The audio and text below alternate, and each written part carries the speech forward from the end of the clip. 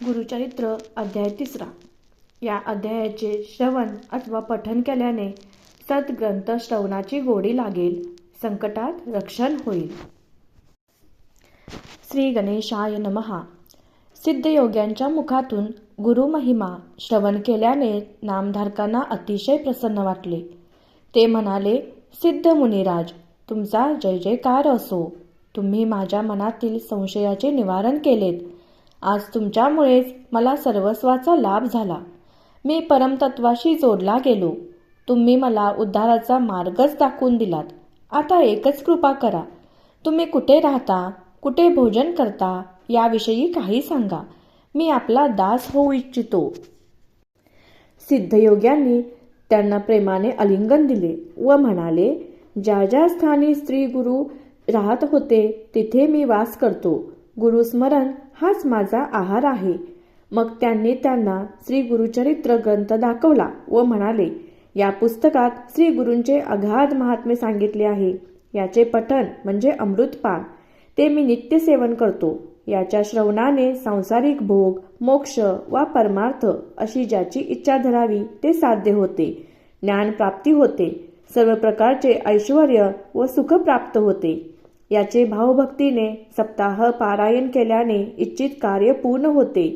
संततीहीनाला संतती होते. ग्रहपीडा, रोगपीडा, ब्रह्महत्यादी पातकांचे निवारण होते. बंधनातून मुक्ती मिळते. आयुष्य, आरोग्य व सद्बुद्धी लाभते. त्या बोलण्याचा नामधारकांवर मोठा प्रभाव पडला. ते म्हणाले, सिद्ध मुनी, तुमच्या रूपाने मला साक्षात्कारी गुरुच भेटले आहेत. कारण श्री गुरु चरित्र ऐकावे अशी माझी फार इच्छा होती. ते तुम्हीच मला ऐकवा अशी माझी विनंती आहे. सिद्धयोग्यांनी त्यांना अभयवचन दिले. त्यांना आपल्या समवेत स्वस्थानी म्हणजेच भीमा अमरजा नद्यांच्या संगमावर नेले. ते दोघे एका अश्वत्थ खाली बैसले. तिथे सिद्धयोगी नामधारकांना म्हणाले, वत्सा, गुरूंचे दास्य कसे करावे याची तुम्हाला ओळखच पटली नव्हती. म्हणून तुम्हाला चिंता, कष्ट भोगावे लागले. गुरुमूर्तींची ओळख होण्यासाठी आपले आचरण शुद्ध हवे. अंतःकरणात त्यांच्याविषयी दृढ भक्ती हवी. ते ऐकताच नामधारकांनी त्यांच्या चरणी मस्तक ठेवले व म्हणाले, महाराज, तुमचे म्हणणे बरोबर आहे. अज्ञानाच्या अंधारात चाचपणाऱ्या मला श्री गुरूंची ओळख कशी पटणार? मी संसार सागरात बुडालो होतो. काम क्रोधादी जलचरांनी वेढलो होतो. तुम्ही मला ज्ञान नौकेत बसवा आणि कृपेचा वारा घालून सुखरूप पैलतीरी न्या. त्या करुणावचनांनी सिद्धांना दया आली. त्यांनी त्यांना आश्वासन दिले. म्हणाले, वत्स, चिंता करू नका. तुमचे संकट मी दूर करीन. ज्यांच्या मनात दृढ भाव नाही ते अविद्येच्या मायेने वेढून दुःख भोगतात. ते भोगताना गुरूंना दूषणे देतात. श्री गुरु आपल्याला काय देणार असा तुमच्याही मनात संशय आहे. म्हणूनच हे कष्ट व दैन्य आले. तो संशय समूळ काढून टाका. श्री गुरु म्हणजे कृपेचे सागर. ते तुमची कधीच उपेक्षा करणार नाहीत. ते महादानशूर आहेत. पाऊस तर सर्वत्र पडतो, पण पाणी सकल जागेतच साचते, उथळ जागेत साचत नाही. दृढ भक्ती ही सखोल जागेप्रमाणेच असते. जो भक्त जास्त पात्र असतो त्यावर श्री गुरूंची विशेष कृपादृष्टी असते. त्यांनी वरदहस्त ठेवताच प्रपंचातही परमार्थ साध्य होतो. कल्पतरू व कामधेनू इच्छित पुरवतात, पण श्री गुरु कल्पनेच्या पलीकडचे देतात. म्हणून तुम्ही निसंदेह होऊन एकाग्रतेने गुरुभक्ती करा. आपले चित्त गुरुचरणी स्थिर करा. नामधारकांनी त्यांना हात जोडून नमस्कार केला व म्हणाले, स्वामी, तुम्ही माझा संशय घालवलात. त्यामुळे मन निर्मळ झाले आहे. आता श्री गुरूंचे चरित्र ऐकवा. सिद्धयोगी म्हणाले, नामधारक, तुम्ही आजपर्यंत जी काही गुरुसेवा केली आहे ती आज फळास आली आहे. कारण मी पृथ्वीवर सर्वत्र संचार करत असलो तरी मला गुरुचरित्र ऐकवा असे अद्यापि कोणीही म्हणालेले नाही. तुम्हाला मात्र ती सद्बुद्धी झाली. म्हणून तुम्ही खरोखरच श्रद्धावंत आहात, जिज्ञासू आहात. ज्याला इहपर कल्याणाची इच्छा आहे त्यालाच ही चरित्रकथा गोड लागते. या ग्रंथाच्या श्रवणाने तुम्हाला चारही पुरुषार्थ साध्य होतील असा माझा आशीर्वाद आहे. कलियुगात तीनही देव मनुष्य रूपाने अवतार घेऊन आले. तेच गुरु होय. भूमिभार उतरवून भक्तांचा उद्धार करण्यासाठी ते सर्वत्र संचार करतात. आदी वस्तू म्हणजे ब्रह्म. प्रपंचामध्ये 3 गुणांना अनुसरून त्यांच्यात 3 मूर्ती झाल्या. त्यामध्ये ब्रह्मा हे रजोगुणी, विष्णू हे सत्वगुणी, तर रुद्र हे तमोगुणी आहेत. आपल्या स्वभाव धर्माने पहिले सृष्टीची निर्मिती करतात, दुसरे तिचे पोषण करतात व तिसरे तिचा संहार करतात.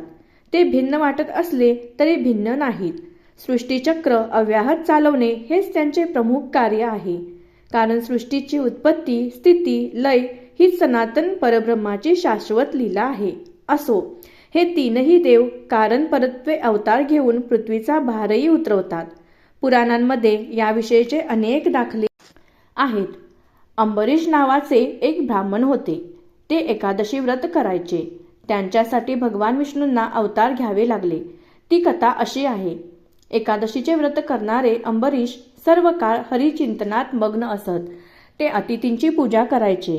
त्यांची व्रतनिष्ठा सर्वश्रुत होती. एकादशी व्रत करणारे द्वादशीला भोजन करतात. त्यावेळी पारणे फेडण्याआधी कोणी अतिथी घरी आल्यास त्याला आधी भोजन देऊन मगच आपण जेवावे असे शास्त्र सांगते. असो, दुर्वासांनी त्यांची परीक्षा घेण्याचे ठरवले. त्यांचा व्रतभंग करण्याच्या उद्देशाने ते द्वादशीला मुद्दाम त्याच्या घरी आले. त्या दिवशी द्वादशी तिथी घटकाभरच होती. पारणे करायचे तर तेवढ्या अवधीत अन्न ग्रहण करणे क्रमप्राप्त होते. म्हणून दुर्वासांना पाहताच त्यांना मोठा प्रश्न पडला. ते नेमक्या वेळी आलेले होते. तरीही अंबरीशांनी त्यांचे स्वागत केले, त्यांची पूजा केली. जेवणापूर्वी दुर्वास ऋषी स्नान आणि देवार्चनाती नित्य अनुष्ठानासाठी नदीवर जाण्यास निघाले. त्यावेळी अंबरीशांनी आपली अडचण सांगून त्यांना लवकर येण्याची प्रार्थना केली, पण ते लवकर आलेच नाहीत. शेवटी व्रतभंग होऊ नये म्हणून त्यांनी नुसते तीर्थ घेऊन पारणे केले. त्यानंतर दुर्वासांसाठी उत्तम पक्वानांचे भोजन तयार करून ते त्यांची वाट पाहू लागले. काही वेळाने त्यांचे आगमन झाले.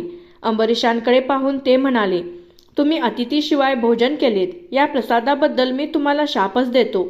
ते ऐकून ते घाबरले. काकुळतेने श्रीहरींचा धावा करू लागले. तोच संतप्त दुर्वासांच्या मुखातून शापवाणी निघाली.